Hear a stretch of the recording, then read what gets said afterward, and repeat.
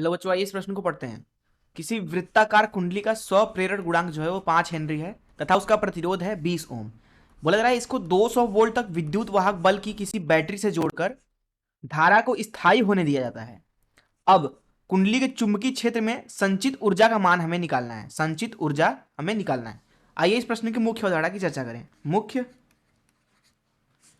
अवधारणा अवधारणा देखिए, मान लीजिए हमारे पास में एक कोई इस तरीके से कुंडली है।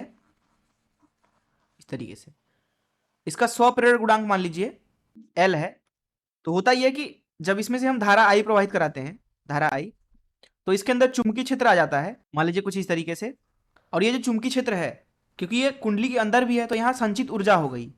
और अभी के लिए धारा I प्रवाहित हो रहा है, तो ये चुंबकीय क्षेत्र जो है वो धारा पे ही निर्भर करता है। ये सीधे अनुकरणवादी होता है I के, धारा के। अगर ये एक आदर्श परिनालिका की कुंडली है, तो इसके अंदर जो स्थिति ऊर्जा होती है वो होती है U बराबर 1/2 Li का वर्ग, चुंबकीय क्षेत्र के रूप में। तो ये पहली चीज आप समझें। दूसरी चीज आप यहाँ पे समझें, मान लीजिए हमारे पास में एक प्रेरक है इस तरीके से, और ये एक कोई कुंजी है जो कि अभी खुली हुई नहीं है, खुली हुई है अभी। इसका स्वप्रेरक गुणांक L है। जैसे ही हम यहाँ कुंजी को दबाते हैं, मान लीजिए इसका V विभव है। देखिए जो ये प्रेरक है इसका कुछ ना कुछ प्रतिरोध तो होगा ही, मान लीजिए R प्रतिरोध है।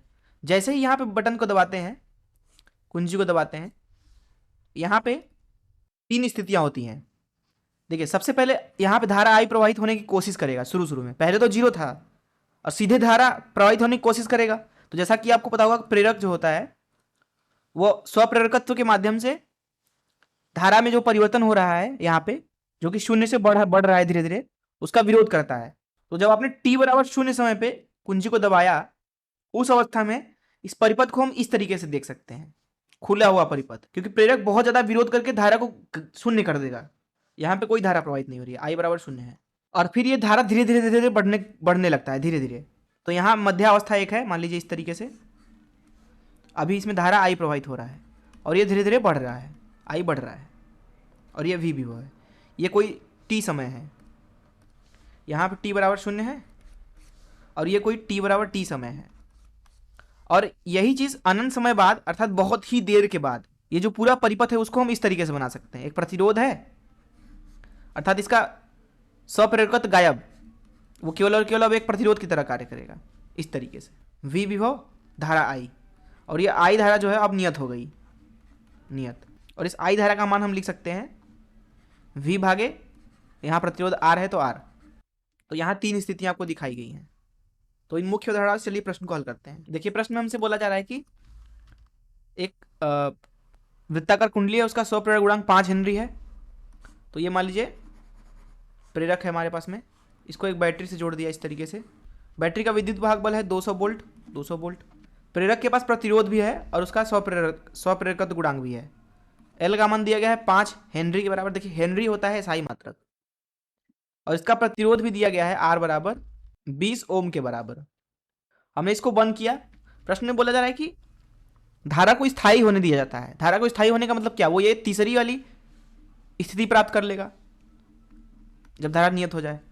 उस अवस्था में इस पूरे परिपथ को हम इस तरीके से बना सकते हैं, केवल एक परिपथ, प्रतिरोध की तरह, एक प्रतिरोध वाला परिपथ है ये। R बराबर है 20 ओम, विभव है 200 वोल्ट, धारा हमें यहाँ पे पता करना है, तभी तो यहाँ पे स्थिति ऊर्जा निकाल सकते हैं। बहुत ही लंबे समय के बाद जो इसमें स्थिति ऊर्जा होगा चुंबकीय रूप में, चुंबकीय क्षेत्र के रूप में, वो होगा 1/2 Li का वर्ग। I यहाँ से मिल जाएगा, I बराबर V भागे R, मतलब 200 भागे 20, जो कि हो जाएगा 10 एम्पियर के बराबर। इस तरीके से जो स्थिति ऊर्जा होगा चुंबकीय क्षेत्र के रूप में संग्रहित, उसका मान है 1/2 L। L है यहाँ पे 5, I का वर्ग मतलब 10 का वर्ग मतलब 100 हो गया। ये बराबर आ रहा है 500 भागे 2 मतलब 250, मात्रक होगा जूल। और यही हो जाएगा इस प्रश्न का उत्तर। मैं आशा करता हूं कि आपको इस प्रश्न का हल जरूर समझ में आया होगा। धन्यवाद।